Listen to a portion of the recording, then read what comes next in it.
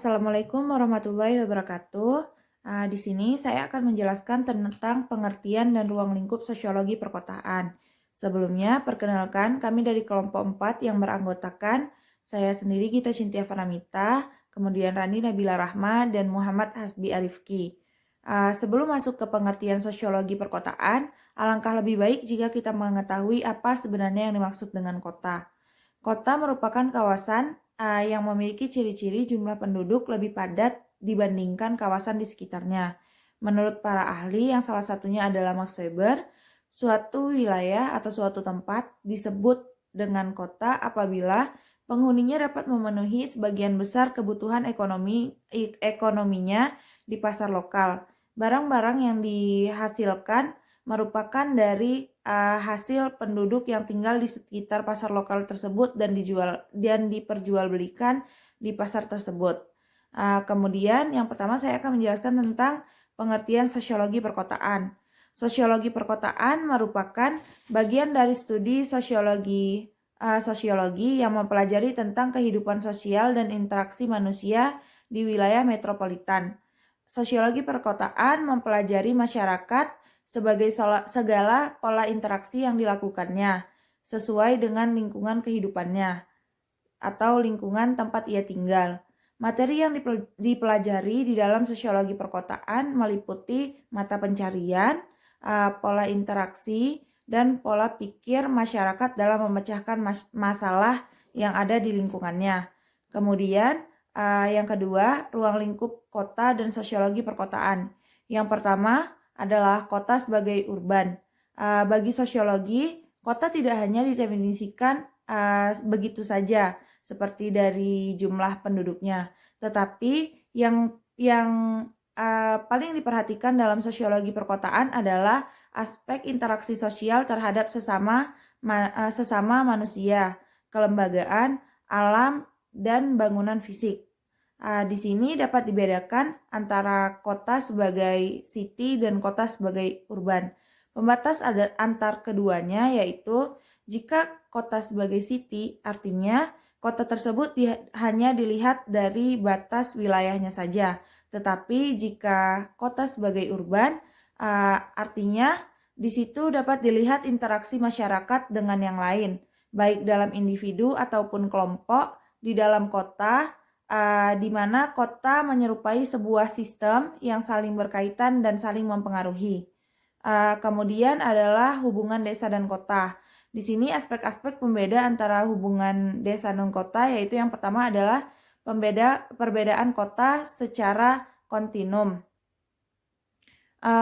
Di sini aspek yang membedakan dalam kota secara kontinum ini yang pertama adalah size atau ukuran jumlah penduduknya. Yang kedua adalah kepadatan penduduknya, dan yang ketiga adalah heterogenitas atau keberagaman penduduknya. Keberagaman penduduk ini dapat dilihat dari contohnya dapat dilihat dari pekerjaan yang ada di kota itu sendiri. Sebagaimana yang kita lihat bahwasanya jika di kota itu terdapat banyak profesi yang beragam seperti dokter, guru, dan lain sebagainya. Yang kedua adalah persamaan secara kontinum, pusat dan pinggiran yang kita sebut dengan yang kita pernah dengar yaitu teori dependensi, di mana di sini desa itu sendiri bergantung dari kota. Yang kemudian yang ketiga saya akan menjelaskan tentang subjek studi sosiologi perkotaan.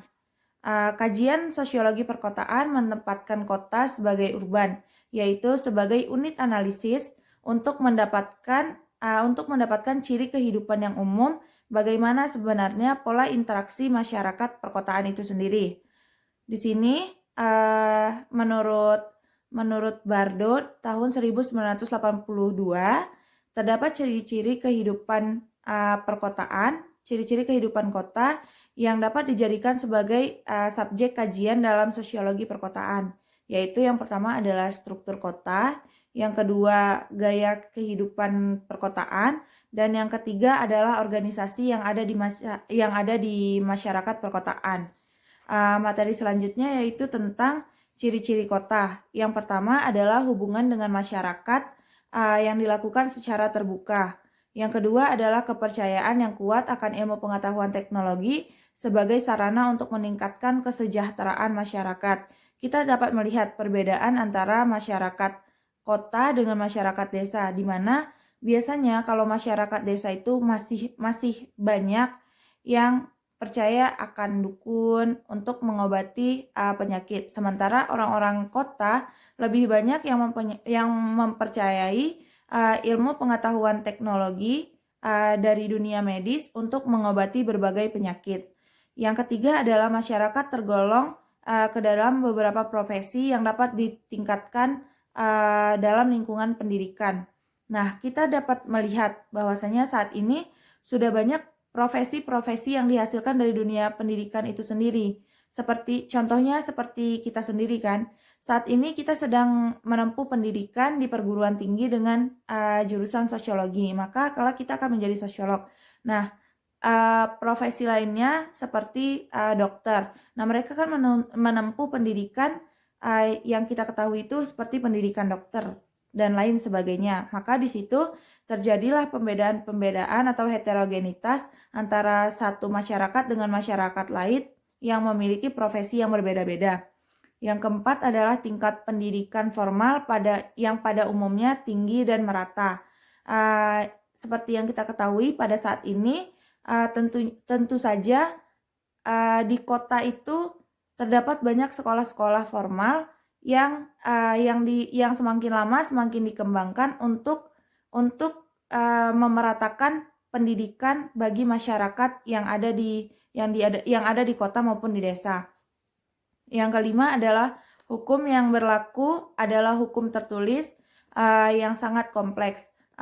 Kita juga mengetahui bahwasanya di sini terdapat hukum yang kompleks, di mana setiap aspek dari kehidupan manusia itu atau masyarakat itu memiliki regulasi yang valid untuk dipatuhi dan dijalankan. Sekian presentasi dari saya. Assalamualaikum warahmatullahi wabarakatuh.